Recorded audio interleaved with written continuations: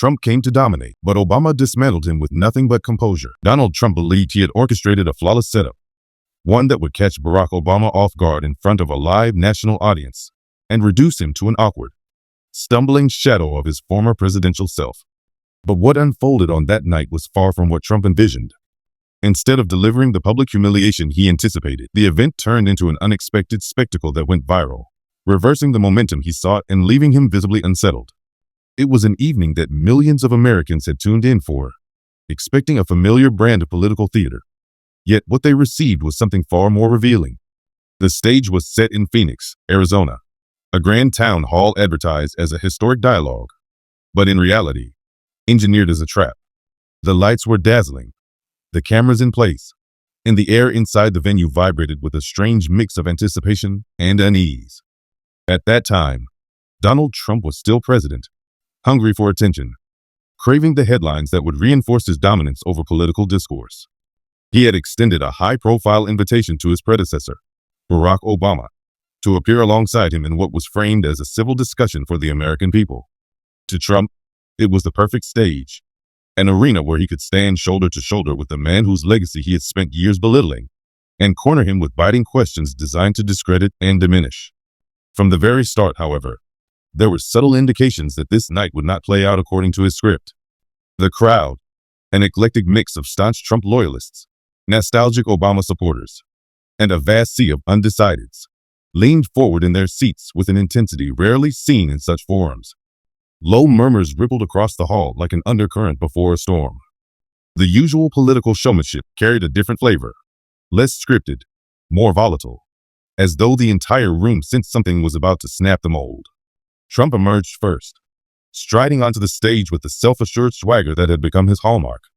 His chest thrust forward, chin tilted upward, every gesture large enough to command attention.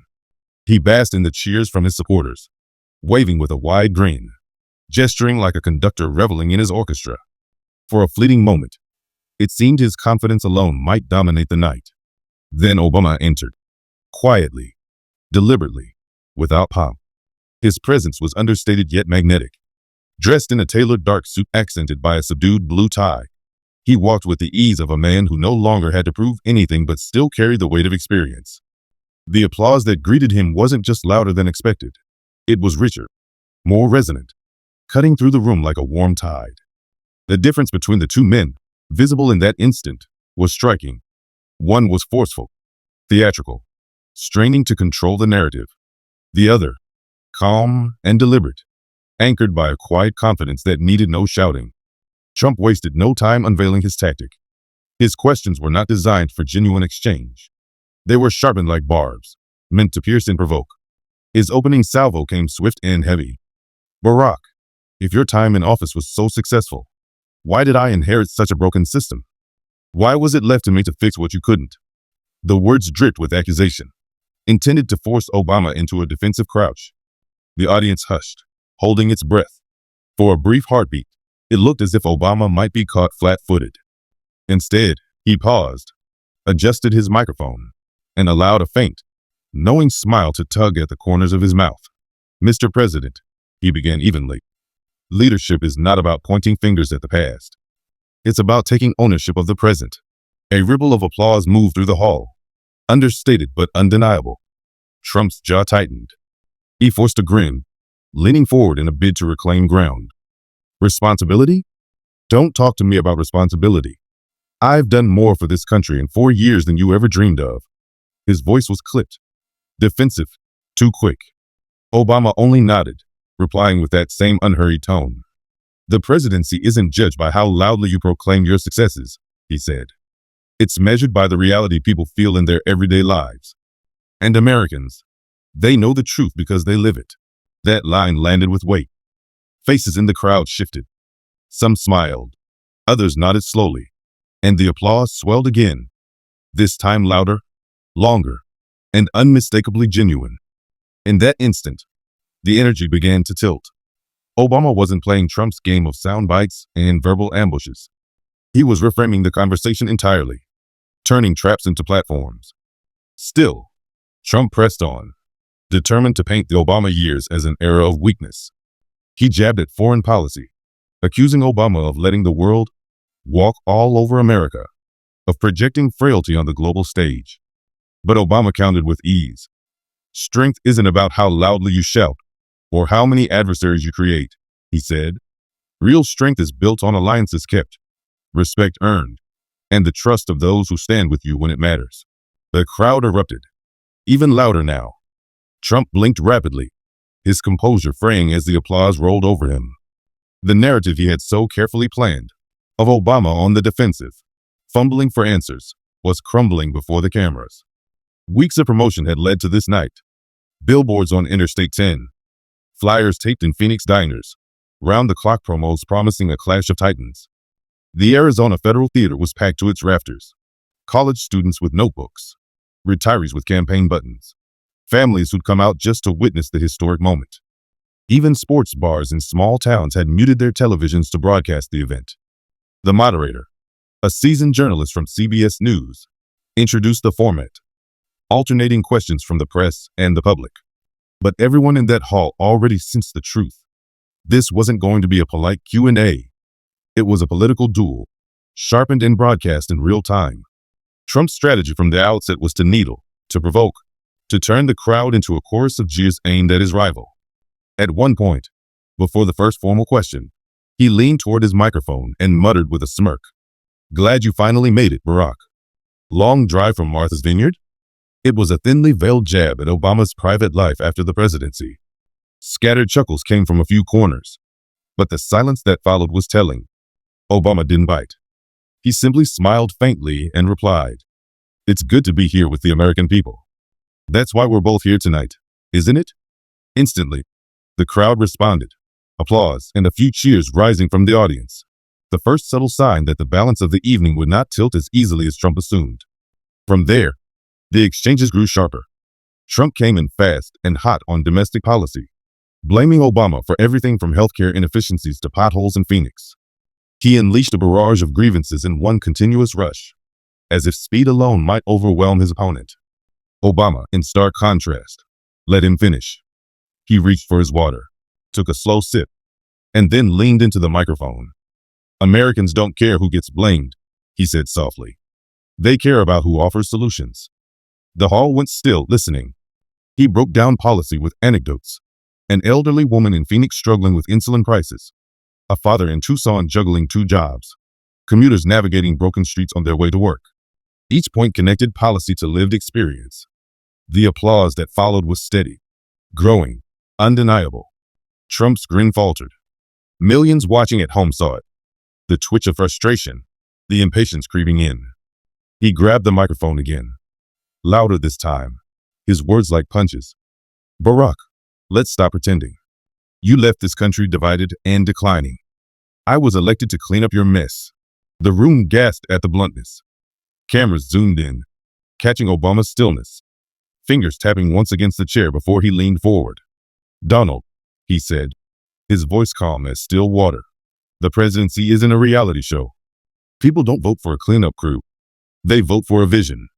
And history measures that vision by the results it leaves behind." The applause was thunderous now. Even a few chuckles slipped through. Obama hadn't raised his voice, but his words struck with the precision of a well-aimed arrow. Trump's voice rose, clinging to his familiar slogan, "Vision?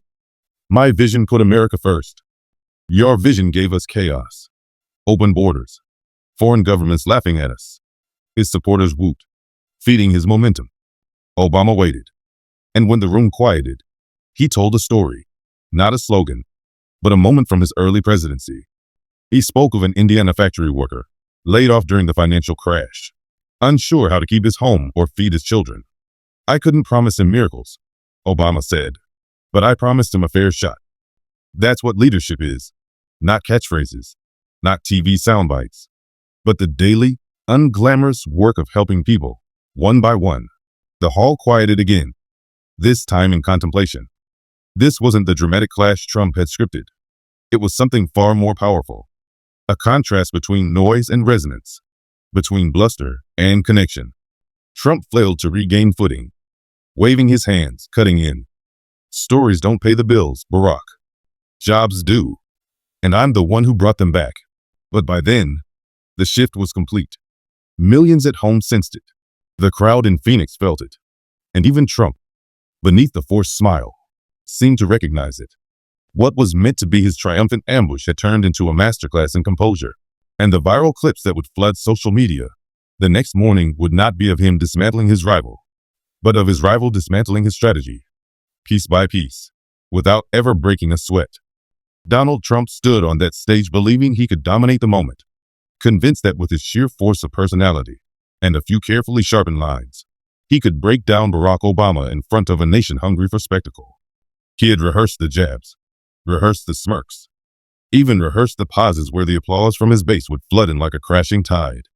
He leaned into the microphone and declared with a voice that cracked slightly on the final word, "I'm the one who put people back to work. You left them broke." That one word, broke, didn't land like a punch.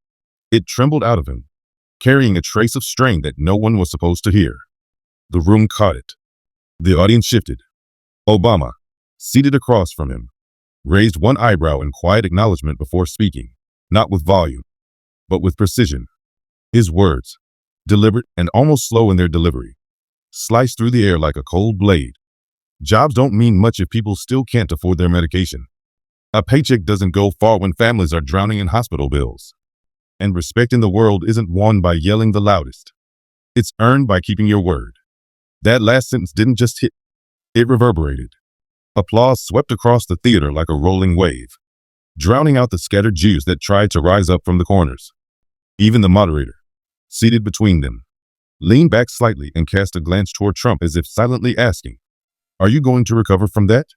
But Trump, unwilling to yield, surged forward with a new line of attack. "Fine, let's talk foreign policy," he barked, his hand chopping the air for emphasis. "You gave Iran billions. You let China run rampant. You bowed to other countries when you should have stood tall. Weak. That's what you were. Weak." His voice was climbing, inching toward a shout, his gestures wide and sharp like blades slicing the air. Obama didn't rush to respond. He sat back, fingers interlocked, letting the silence grow heavy around Trump's accusations. Only after that tension had settled into the room did he lean in, voice steady and cutting. "Donald, strength isn't about how many adversaries you collect. It's about how many allies you keep. When I was in office, when America spoke, the world listened, not because we threatened them, but because they trusted us. That's strength." The audience erupted, the applause louder and more sustained now, some people even whistling their approval. Cameras swung to Trump's face, capturing the brief flicker of frustration as his jaw shifted and his eyes narrowed. For the first time that evening, he didn't have a fast retort. Instead, he reached for his glass of water and took a slow drink, buying a sliver of time to recover. Around the hall, the energy was shifting in a way even the most seasoned political operatives could feel. What had begun as Trump's stagecraft was beginning to morph into something far more unpredictable. His insults were glancing off Obama like rubber bullets, and the man they were aimed at wasn't merely deflecting. He was steering the entire conversation. The moderator, sensing the tension, leaned in and suggested they turn to the public for questions. A woman in the front row, hand raised high, was chosen. She introduced herself as Carla Rodriguez, a teacher from Tempe, her voice a touch shaky but resolute. "My students come from every background you can imagine," she said, glancing between both men. "And they ask me why politics always feels like shouting instead of listening. How do you lead a country that feels this divided?" The question lingered. Trump seized the microphone first, eager to define the narrative.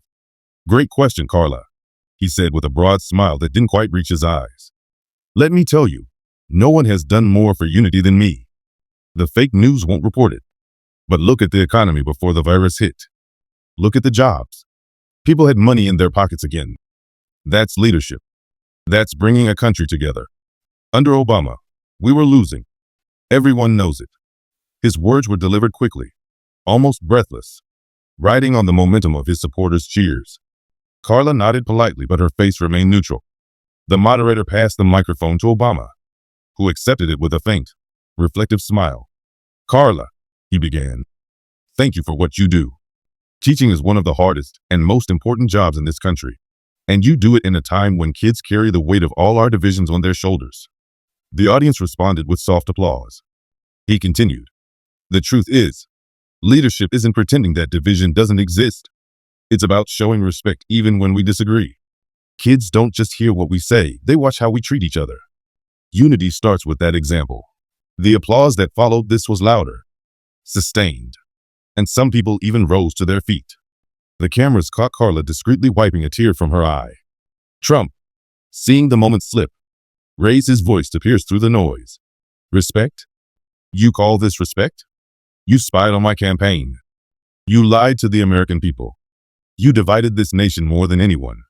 His words boomed, trying to reclaim the space. Obama didn't flinch. He let the noise simmer down and then spoke with the same unhurried cadence. "Donald, I've learned something in public life. If every disagreement is treated like a war, nobody wins. Division isn't about who opposes you. It's about how you handle it." The words landed like a stone dropped into still water, the ripples spreading across the hall. Even Trump's staunchest supporters fell momentarily silent before the applause swelled again. Trump, jaw tight, forced a smile. "You can talk nice all you want," he shot back, "but talk is cheap. People want action, not bedtime stories." Obama answered without pause. "Action without empathy isn't leadership. It's just noise. People remember whether you lifted them up or pushed them down. That's the real measure." The camera swept the room, capturing nods, claps, whispered exchanges. On social media, the moment exploded. Clips of the exchange cut and shared within minutes, hashtags sprouting and spreading faster than the moderators could track. The town hall pressed forward, but the shift was palpable. Every attempt by Trump to drag the dialogue into chaos was met with Obama, pulling it gently but firmly back to the people. Stories of families struggling with healthcare costs, young men hoping simply to walk home without suspicion, towns still patching their roads long after promises were made. Trump fired off statistics, self-praise, accusations. Obama responded with names, faces, and moments that resonated far beyond the walls of the Arizona Federal Theater. The moderators, initially there to manage a debate, now seemed to be witnessing a live reversal of momentum. Trump began to interrupt more frequently, his mockery growing louder, his gestures sharper, while Obama stayed still, pausing at each outburst, letting the chaos pass like a gust of wind before continuing with composure. Split-screen broadcasts made the contrast impossible to miss. One man flushed and animated, the other steady, voice modulated like he was speaking to the living rooms of America rather than the man across from him. The turning point came as the moderator raised the topic of race relations, only to have Trump cut her off mid-sentence. "I'll handle this one," he said, gripping the microphone as though it were a weapon.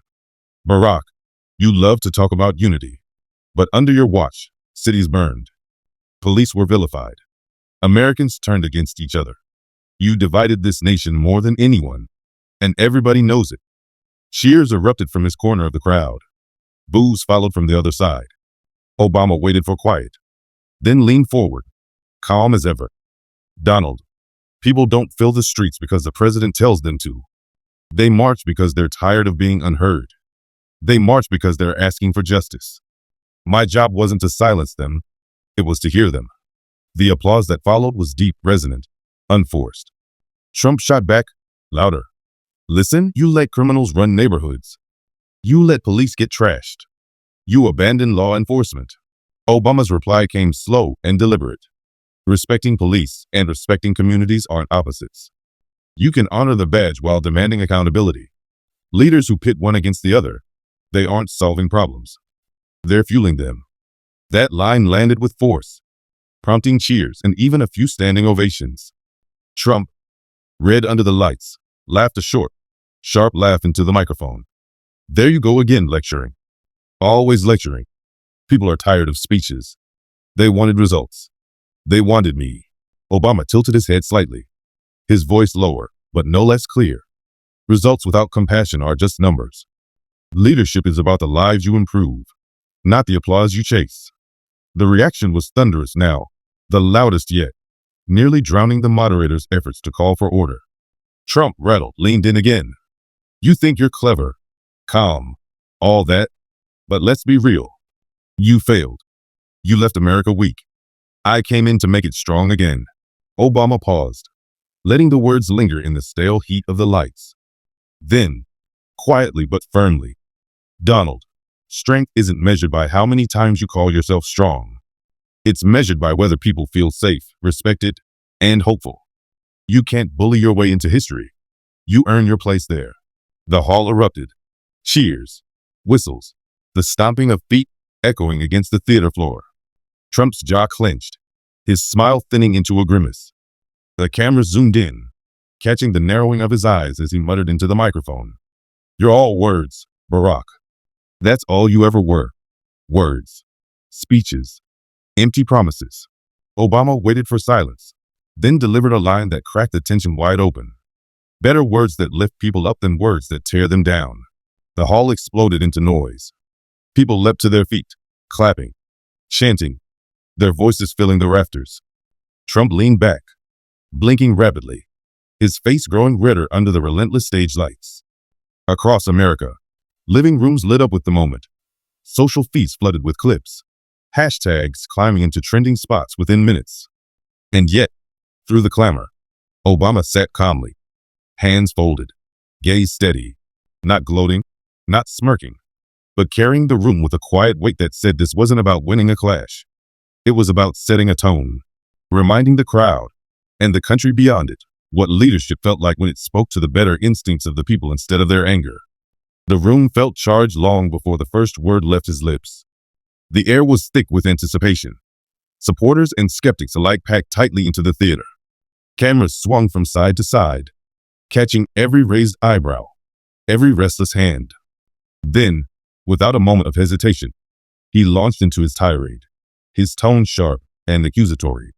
"You parade around as if you're the wisest man in the room. But the truth is, you stumbled. You stumbled hard. You turned your back on your own people, left them stranded. And I had to come in and fix the chaos you created. You were fragile, and the whole world saw it." His words ricocheted off the walls like live rounds. A pocket of the audience erupted, shouts and claps filling the air like sparks off flint.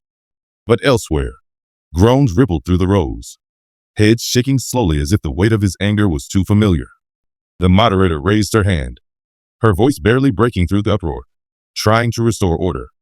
But his volume overpowered hers. He wasn't about to let a moment slip. "You're no champion, Barack. You're a catastrophe dressed in polite sentences. You speak with charm. But when it mattered, you delivered nothing. Not a thing." The theater roared, half defiant cheers, half hostile jeers, until it became a chaotic soup of noise. Amid that swell, Obama remained motionless. He didn't blink. He didn't flinch. He didn't lunge for the microphone to retaliate. He simply waited.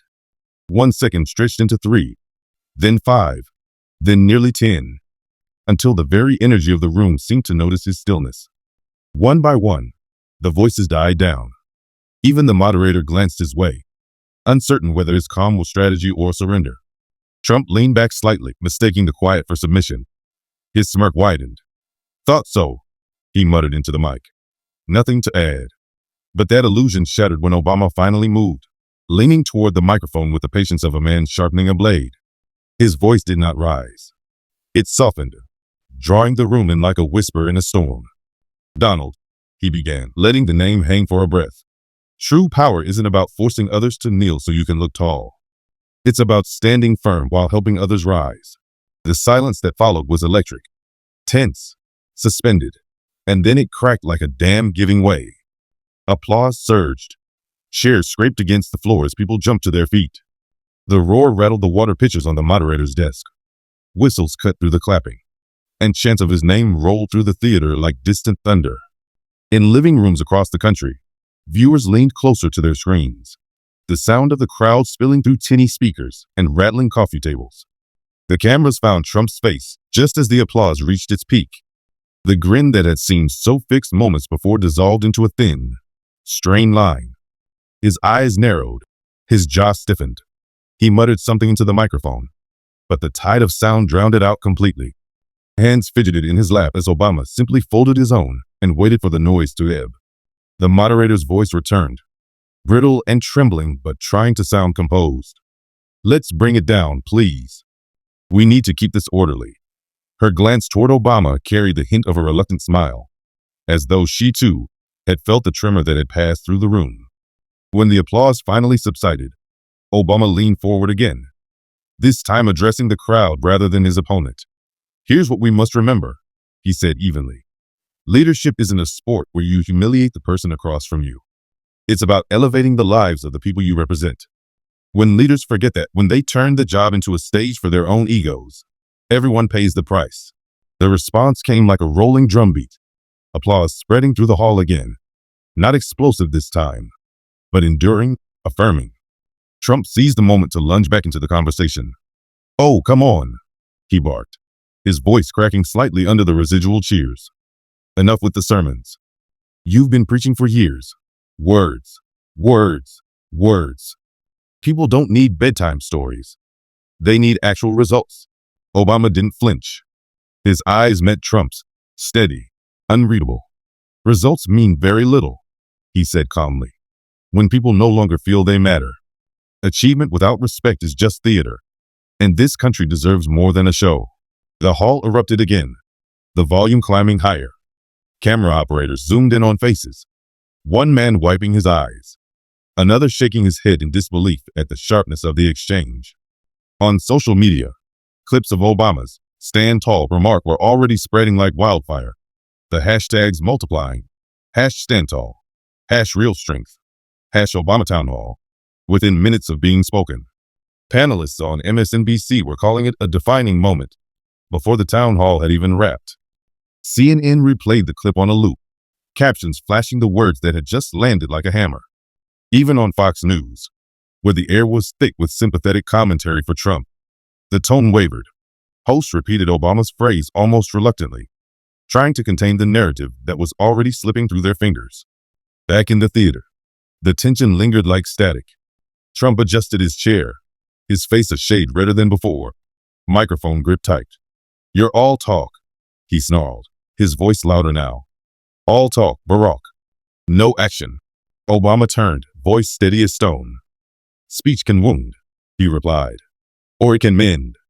The power of those words belongs to the speaker." Cheers swept through the hall again, and the moderator, sensing the momentum was becoming a tide she couldn't control, cut in. "Thank you both. Let's move on to the economy." But the current in the room didn't really move on. The electricity remained, a low hum under every word. Trump seized the chance to reclaim ground. "Under me," he declared, puffing his chest slightly, "this economy was the greatest this nation had ever seen. Jobs, stocks, wages, you name it. We were breaking records until the virus from China crashed everything. Barack left me ruins. I turned it into a powerhouse." His supporters clapped on cue, but it was a brittle sound now, thinner, almost desperate. Obama let the words empty themselves into the air like a storm that would burn itself out. When his turn came, he leaned toward the mic, his tone conversational, almost reflective. "He's not wrong about one thing. The numbers were growing before the pandemic. But the question isn't what a chart says. It's whether a family at their kitchen table feels safe and secure. Ask the waitress in Mesa who works 2 jobs, but still can't afford her rent. Ask the trucker in Flagstaff who's been hauling freight for 2 decades yet can't send his son to college. If our growth doesn't reach them, what is it really worth?" Applause thundered again, louder than before. People stood, clapped until their palms ached. Trump's jaw tensed. "Fake stories," he spat once the noise subsided. "You're good at that. Fabricating sob stories. Those people aren't real." Gasps rippled across the hall. Even a few of his own backers shifted uncomfortably. Obama didn't lash back. He simply turned his head, paused, then spoke with the same quiet cadence. "Every story I've shared comes from a real person. Every family struggling to stay afloat is real.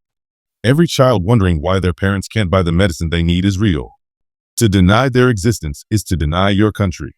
The applause hit again, piercing whistles. Shouts of "That's right," echoing from the back rows. Trump waved a hand, voice cracking now. "Oh, give me a break." Always with the speeches. But the cameras were merciless. One man calm, collected, the other muttering at the edges of a crowd that was slipping from his grasp. The moderator brought up a new question, this time from a college student in the 3rd row. She asked about student debt, how a generation was drowning before their careers even began. Trump went first. boasting about job creation, then pivoting to attack universities for liberal brainwashing. Obama, when his turn came, didn't start with figures or plans. He looked at her directly. "What's your major?" he asked. "Environmental science," she said, startled. "And how much will you owe when you graduate?" She hesitated. "About $80,000. The audience gasped. Obama shook his head slowly. $80,000 for one young woman, ready to serve her community, ready to protect the planet. That's not opportunity. That's a trap. And if we don't find ways to lift that burden, we're failing her." The cheers this time were overwhelming. The student's eyes glistened, her mouth forming a silent thank you. Trump scoffed. "She'll figure it out. That's America. You work hard. You pay your dues. Nothing's free." The boos that answered him were louder than any applause he'd drawn that night. For the first time, his voice was smothered not by cheers for someone else, but by rejection of his own. The moderator hurried to regain footing. "Gentlemen, please, let's stay on topic." But the damage was already etched into the air, into the screens broadcasting every angle. Social media lit up again. #80,000 now trending alongside #StandTall. Viewers clipped the exchange, sharing it with captions that branded it the moment the tide turned. From that moment forward, the town hall wasn't just an event. It was a spectacle of contrast. One man seated, hands calm, connecting with strangers by name and story. The other fidgeting, scoffing, repeating rehearsed boasts as the audience pulled further away. Newsrooms scrambled to rewrite their coverage. In Philadelphia, college lounges erupted with applause as replays aired. In Las Vegas, a bartender streamed the debate to a crowded bar, customers leaning over pints to hear the lines that now echoed nationwide. Outside the theater, crowds had gathered, two camps separated by barricades, the night air filled with dueling chants. When Obama's "Stand Tall" line played on the overflow screen, his supporters roared, their chants drowning out the other side. Police formed a tense cordon, watchful as signs waved and voices rose. Inside, the moderator soldiered on, but the cameras had captured what mattered. Every Trump interruption was clipped and posted. Every Obama pause dissected and replayed. Commentators called it a turning point before the closing statements had even begun. Producers across the country barked new orders, led with the line, "That's the headline." And in that theater, as the final questions wound down, the night had already made its mark, not with shouting, but with the quiet, deliberate precision of a man who knew when to speak and when to let the noise undo itself. Before the evening gathering had even wrapped up, the digital sphere was already buzzing with interpretations. Commentators scrambled to frame the night's clash in their own terms. But one thread quickly emerged. A moment meant to amplify chaos instead highlighted composure. As the cameras cooled, a single idea echoed across the internet. Real influence doesn't roar. It resonates. On platforms like TikTok, younger audiences rapidly repurposed snippets of the event into rhythm-driven montages. Phrases uttered with quiet conviction became soundtracks to countless videos. Within hours, millions of views accumulated as teens, many too young to recall the earlier years of the figures involved, felt like they had stumbled upon a moment of living history. Behind closed doors, the mood was entirely different for the team that had orchestrated the night with hopes of domination. The air in their waiting room thickened with urgency as notifications flooded in. Advisors exchanged terse whispers while others hunched over glowing screens, refreshing metrics that refused to tilt in their favor. One staffer muttered, "We're losing the momentum," as a particular clip surged past 2 million views in less than half an hour. They drafted counterpoints, issued statements, tried to redirect attention, but each attempt landed with diminishing force. Meanwhile, the opposing team did not scramble. They observed, quietly assured, sensing the tide had already turned. One seasoned aide, leaning against a backstage wall, summed it up plainly. "This isn't about policy bullet points tonight. It's about presence." And presence, it seemed, had chosen its vessel. The ripple effect expanded quickly. Late-night writers began penning quips before their shows even taped, likening interruptions to childish antics at a family dinner. Jimmy Kimmel's writers circulated a clip to lead their monologue.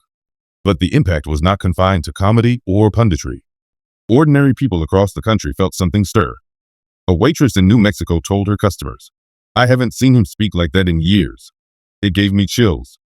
A retired veteran in Idaho phoned his son, saying simply, "That's what leadership looks like." The irony could not have been sharper. What was designed as a stage for one man's triumph became a platform for another's resurgence. The invitation intended to corner ended up illuminating. And with every column, every broadcast loop, every trending hashtag, the story cemented, not as the triumph originally envisioned, but as something altogether different. Yet the real weight of the night wasn't confined to the clash itself. It unfolded in the hours and days that followed, in the scramble of one camp and the stillness of the other. As the moderator offered closing remarks and applause echoed, the contrast was palpable. One figure moved stiffly, a smile stretched thin as cameras trailed him offstage, his mind visibly racing to reclaim control of a narrative already slipping away.